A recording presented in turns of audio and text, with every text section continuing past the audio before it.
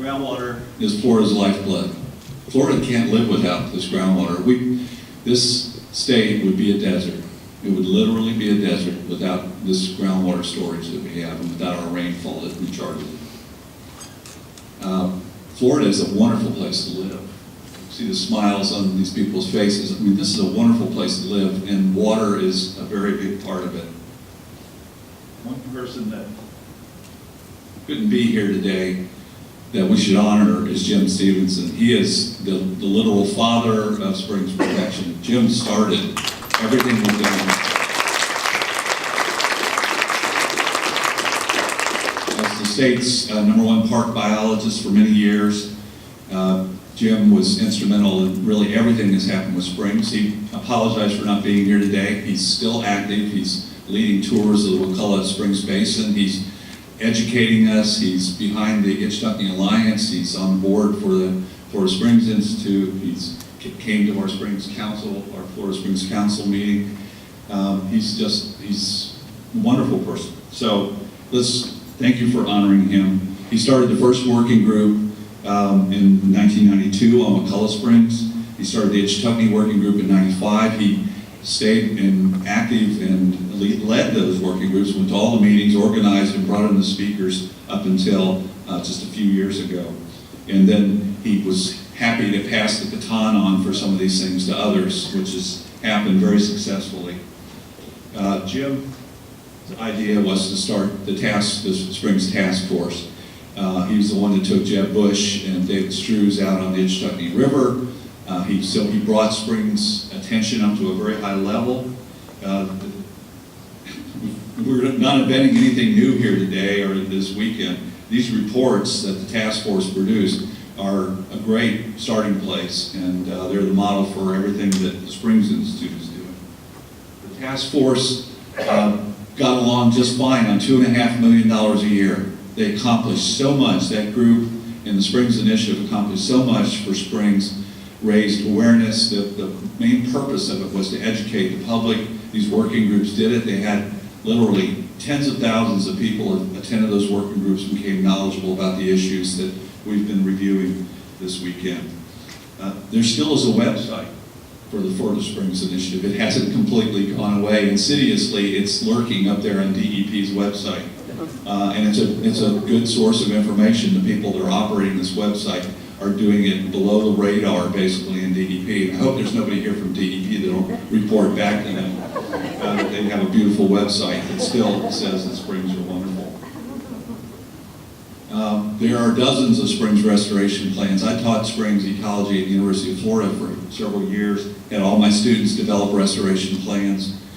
Since then, I've produced a number of my own. We know how to restore springs. We have enough springs restoration plans. What we need is a roadmap to final success, and that's where I hope we're heading from this summit. That was the purpose of this summit, is to really launch us onto preparing the final springs restoration plan. And it'll be one for all of our springs. We're going to work on this with the Florida Springs Council. I hope all the groups here will be part of this. It's got to be a collective plan that it includes everybody. Everybody has a footprint on the Florida aquifer. Everybody needs to know what their footprint is. That's one of the projects that we're doing right now at the Springs Institute, is actually to quantify that so everybody knows what they're contributing to the nitrogen load in the Florida aquifer. Everybody knows how much water they're using. That's one of the things we always try to educate the students when we have presentations to students. Do you have any idea where your water comes from? Do you know how much water you're using? How many adults don't know? Well, the vast majority of adults in Florida don't have a clue about these things. So education has got to be ongoing, but things can be done a lot faster in this digital age, as we heard about today. If you're not currently a member of multiple organizations, you're not doing enough, I'm afraid. And many of us, I think, are on multiple boards and multiple organizations. We contribute to a lot of things. We use every bit of available time we have. But join an alliance. There are more and more Springs Alliances in the state that are focused on people's local springs, like the Silver Springs Alliance here today. It's helping sponsor this summit.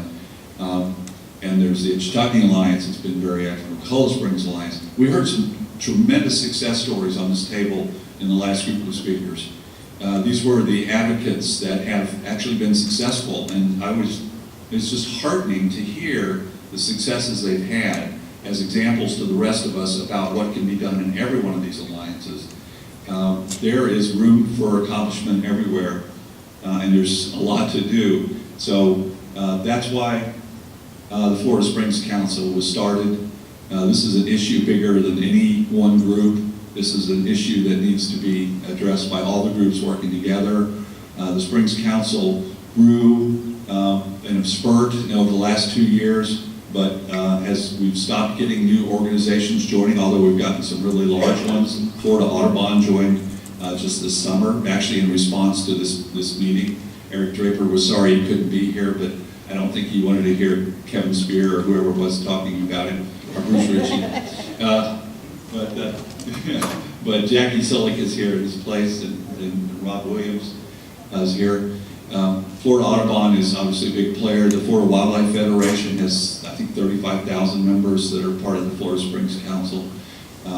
And Sierra Club is now a member of the Florida Springs Council. There is no reason why your city, your town, your church group can't be a member of the Florida Springs Council. Nobody hates springs in the state. I don't think even the Associated Industries of Florida hates springs. I think they're going to hate them before we're done with them. But they don't hate them now. You can't hate something like this. It's like hating your mother or the water you drink or the food you eat. I mean, this is what it's all about. Is the springs are a universal need because they represent everything else that supports our life. So let's all of the members of the Florida Springs Council, let's reach out to your local governments. We tried pretty hard with Alachua County, with High Springs. We haven't been successful yet, but we're not going to stop looking for new members. And there are 150 to 200 organizations just in South Florida that are concerned about the St. Lucie, the Caloosahatchee, and the Everglades. We need to bring all of them on as part of the Florida Springs Council.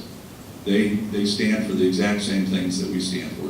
The sports fishermen of Florida, the restaurateurs, like Todd was saying. And there's just, everybody should be supporting Springs and should be part of the Springs Council. And maybe once we have 20 million members that we're supporting, we'll actually be heard in Tallahassee. And of course, you've all heard the quote, never doubt that a small group of thoughtful, committed citizens can change the world. Indeed, it's the only thing that ever has. This is what we're about. We're changing the world. I'm optimistic that we've changed it some already. We're going to change it more. I think there's a bunch of us that are just not going to stop. We're going to, until our dying breath, we're going to keep changing the world for the better. And I appreciate so much the people in this room because you are many of the changers and the people that have made this happen. Spending 2 days of your time here, or 1 day, and going with us on the Silver River tomorrow is just a tremendous contribution. So thank you for being here. I want to especially thank the Felburn Foundation and Guy Marwick, the Executive Director, for giving us a very big grant. Let's the